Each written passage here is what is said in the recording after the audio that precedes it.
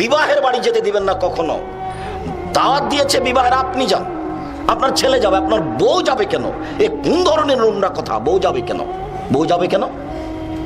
Fashion করে একবারে ঢং মং করে যায় আপনার সাথে, আপনাকে খারাপ লাগে না? ও যাবে কেন? শোনেন, মধ্যেখানে আবার একটা কথা শোনেন।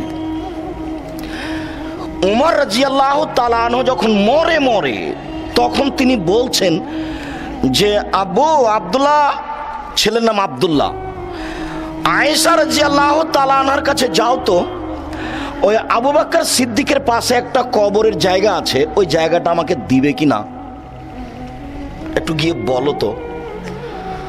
তো আব্দুল্লাহ ইবনে উমর আয়েশা রাদিয়াল্লাহু তাআলা আনহার বাড়িতে ঢুকলেন সালাম দিয়ে। তখন দেখছেন আয়েশা রাদিয়াল্লাহু তাআলা বসে বসে কাঁদছেন। অর্ধ পৃথিবীর খলিফা, কুশাগর বুদ্ধিজীবী, রাজনীতিবিদ ওমর, যিনি রাস্তায় হাঁটলে শয়তান রাস্তায় হাঁটতো না, এত বড় মানুষ মারা গেছেন, আয়েশা ঘর থেকে বের হননি, দেখতে যাননি। পৃথিবীর এত বড় মানুষ, পৃথিবীর অদ্বিতীয় মানুষ, আবু বকর সিদ্দিক রাদিয়াল্লাহু তাআলা আনহুর পরে যিনি পৃথিবীতে সবচেয়ে দামি মানুষ, তিনি হচ্ছেন ওমর রাদিয়াল্লাহু তাআলা আনহু। তিনি মারা গেছেন, আয়েশা রাদিয়াল্লাহু তাআলা দেখতে যাননি। আপনার বউ বাজারে যায় মানে শরম হয় না, হায়া হয় না, লজ্জা হয় না, খারাপ লাগে না? খারাপ লাগে না কেন? খারাপ লাগে না কেন?